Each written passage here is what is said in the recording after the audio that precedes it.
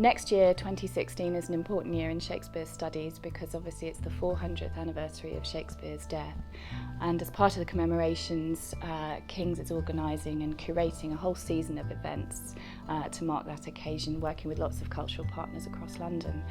And one thing we wanted to explore was partnerships within King's itself and working with across departments, across disciplines, working with different sets of ideas and trying to see how Shakespeare looks from a different point of view. This course is on Shakespeare and the Law. It really aims to understand the way in which Shakespeare deals with justice and mercy. The way in which we structure the course is by selecting 4 of the most interesting texts. The Merchant of Venice, Measure for Measure, Julius Caesar, and Richard II. We wanted to look at several of the big plays, but we also wanted to explore key topics within the law and within early modern law as it was practiced here in London. We live at the core of legal London and Shakespeare London.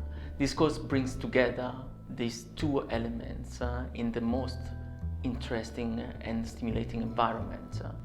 The law is incredibly enriched by the study of Shakespeare. To begin with, Shakespeare brings to his plays an array of rhetorical weapons that comes from his study of Roman classics. At the same time, Shakespeare is enriched by the study of law. One of the reasons that we are even able to write biographies of Shakespeare, of which there are many, is the fact that he was involved in certain legal proceedings during his time in London, and his testimony in that case survives in archival form with his signature on the bottom. It's one of the few preserved instances we have of Shakespeare's speech from his lifetime. So law is right at the heart of what we know about Shakespeare, about why Shakespeare is important to us today.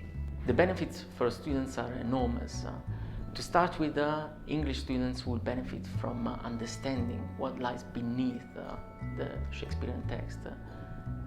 Legal students will understand how to put forcefully their arguments in a way that convinces people. After all, pleading before a court is a little bit like acting before an audience. Our hope is that students taking this course will take from it a completely new sense of who Shakespeare was and how he wrote.